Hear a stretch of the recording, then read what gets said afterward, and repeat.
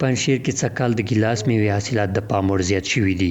دا ولایت د ګیلاس میوې لپاره مناسب اقلیم لري او روان کالي حاصل 150 ټنه اټکل شوي چې د هیواد د اړتیا سربیره مرکزی اسیا، هند، چین او خلیجي هیوادونو ته هم صادریږي. 55 کلن حاجي فنا د خپل باغ حاصل ته خوشاله دی. وایي هغه وختي د میوې ارزښت لا نور هم لوړ شو چې یو شمېر هیوادونو ته د صادرېدو زمینه یې برابره شوه. خب صاحب همین جای پلان شد و بیرم بالاست یو نبیل بالاست. د پنجشیر د ګیلاس میوې باغونو کې اوس د سیمې لسګونه کسانو ته د کار زمینه هم برابره شوې ده. دا 42 کلن سید حسن دی چې اوس په خپل چمګاون کې د لاس مزدورۍ ته خوشاله ښکاري او د پنجشیر د ګیلاس میوې زیات حاصل یې د کاله اړتیاو پوره کېدو ته یوه نوې وسیله ګرځېدلې ده.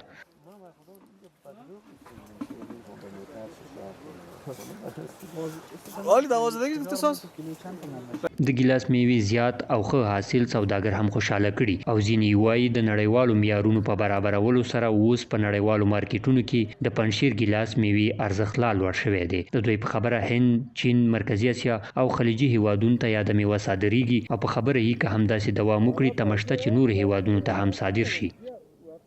حالا خود راه بند است از طریق دهلیز هوایی روان میکنیم. فعلا در پنجشیر که گیلاس بسیار خوب گیلاس داره، از دیگه چقدر استاندارد هم از گیلاسش و خوبش هم است و در بازار هم فعلا خوب داره. گیلاس پنجشیر بسیار زیاد داره. گیلاس پنجشیر علاقمندیش به خاطر از اینکه اول همی گیلاس پنجشیر میبره. فعلا گیلاس پنجشیر در قدم اول گیلاس پنجشیر شروع میشه. اول کاپیسا میشه بعدا پنجشیر که پنجشیر کاپیسا اینا را جاله و چیزا زده بود و به صادرات نشد. فعلا از پنجشیر هست دیگه. گیلاس به کشور هندوستان صادرات میکنیم و روزانه تقریبا در حدود 1 تن 1.5 تن انتقال میتیم از اینجا به سردخانه و سردخانه هوایی دیگه انتقال میافته. ګیلاس میوه د پنجشیر ترخوا، کاپیسا او د کابل په پغمان کې هم د پام وړ حاصل ورکوي. خو دې ولایت کې نه یوازې دا چې خلکو ته د کار او سوداګرۍ فرصت برابر کړي بلکې د سیلانیانو لپاره د سیاحت او تفریح موقع لا زیاتې کړي دي. دا ډله ځوانان د پنجشیر ګیلاس میوې د خوړلو او لیدلو لپاره د هیواد له لرې پرتو سیمو راغلي.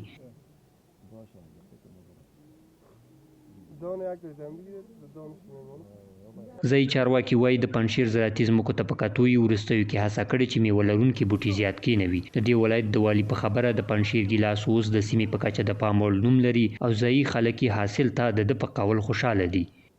ولایت پنجشیر چون زمین کم است و زمین‌های زیادی زراعتی وجود نداره، توجه و فوکس ریاست زراعت ولایت به این است که از زمین‌های کم استفاده از آن شود که او از جمله باغ‌های گیلاس است و که ما بسیار رشد دادیم، مؤسسات تشویق کردیم و گیلاس‌های بسیار معیاری و نمونه‌های بسیار خوبی ولایت پنجشیر داره که به کشورهای خارجی از قبیل آسیای مرکزی و کشورهای عربی و حتی چین و به دیگه کشورها هم بسیار به قیمت بلند می‌رود. د یادونې وړ ده چې د پنجشیر ځایي مسؤلین د ګیلاس میوې لپاره د نویو بازارونو د پیدا کېدو خبره کوي او وایي راتلونکي کال کې به یې نړیوال بازار لا پراخ او تمه څرګندوي چې ارزښت به یې نور هم لوړ شي.